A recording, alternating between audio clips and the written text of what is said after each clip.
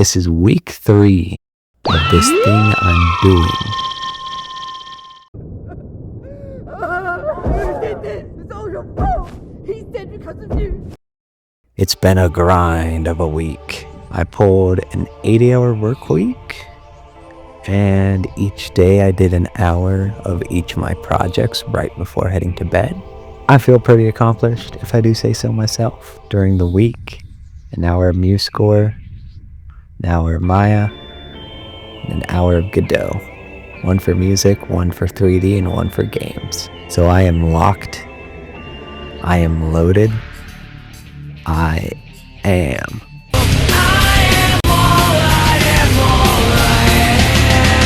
Truth be told, I hit a bit of a roadblock with Muse. The previous track I was working on has put me in a spot where I don't know what else I could do to make it better without just cluttering it up more and more. But this is a good thing. I'm not going to get better without writing 100 sheets of music. So this is just the first sheet. For this next track I'm doing, I'm aiming for something more intense rather than the slow and more drawn out one I've done previously. After researching some ideas, I started by making my notes a lot faster. I used quarter notes, but looking back, I could have increased the tempo instead. Probably would have been a better idea, but hey, tomato, tomato, I got the job done.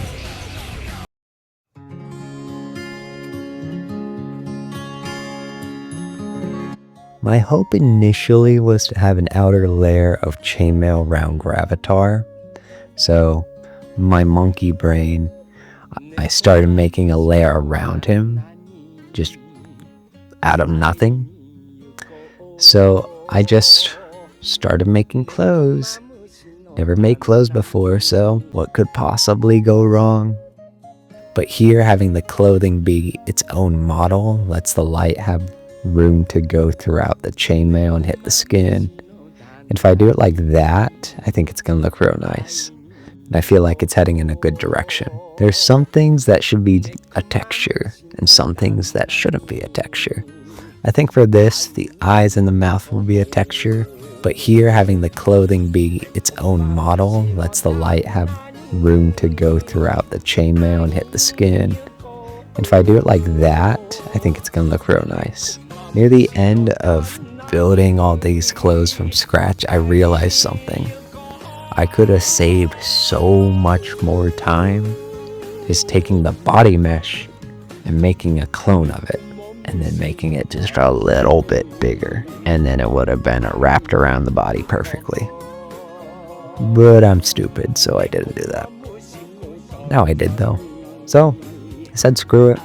I threw a texture on to make myself feel better, and then I realized something. Arnold was gone.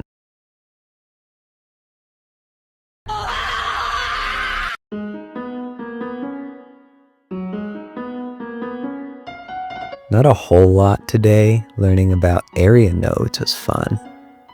And then I made the tree and the brush sprites actually dance in the program, so that was very nice. Look at them go.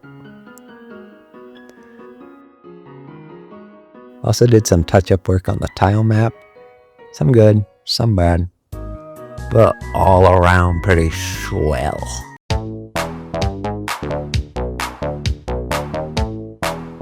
I don't have much to add that I didn't say for the first day. A lot of research though. Something I'm trying to do is develop more of an ear for music. Some things I just heard from tutorials that might be good. So listening to other tracks by Mark Mendez is helping kind of get that ear for what I'm looking for in my tracks. That's all though.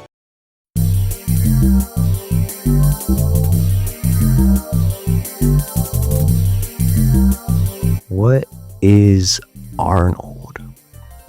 Well, when I was first taught Arnold in my college class, I learned that Arnold is basically,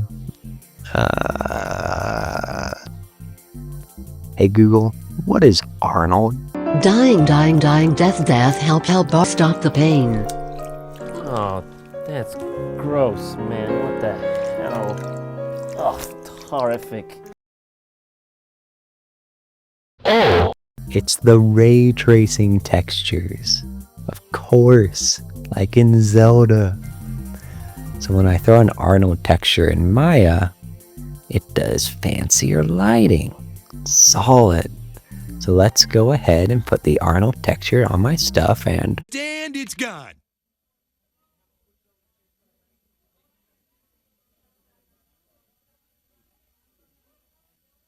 What? It's gone. It's all gone. Arnold keeps disappearing on me. Just out of nowhere. It was there one minute, and then the next it decided to join the mod trio and never show up again. Which is unfortunate, because unlike the mod trio, I need Arnold for plot reasons. Eventually I found it though.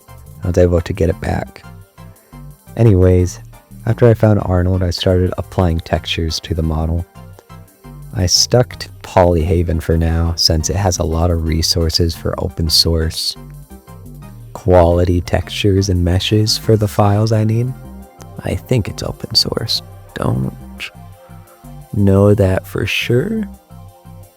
It's all there if you want to check it out. Go check it out. There's not a large variety, but helps me make use of what's there and not get overwhelmed by how many options I have. I ended up using a wood texture for the skin and scaled it down enough to where it's not so apparent that it's wood. I picked a placeholder for the hair and the legs, and I used a metal sheeting texture for the chainmail. After that, I imported something called an HDRI, which is basically like a skybox with specific lighting conditions. Kind of a template for lights, just think of it like that. It's pretty cool. I then adjusted the model because the T-pose was getting on my nerves. That's it though. Full transparency. This fox, this one right here, not my best work. I like the face though. The box straw animal may walk around, still thinking on it, but I know for a fact it will be the type of enemy to pounce at you when you get close enough. So I made it look like that. And as an overall idol, it wagged its tail. It was super fun to make. It's been a long time since I did a sprite that heavily, just over the last few weeks. A sprite being that pixel software that I'm using each week. I'm happy to get back into it. It's solid. Godot is solid. Arnold's solid. Everything's pretty solid. It was a good week.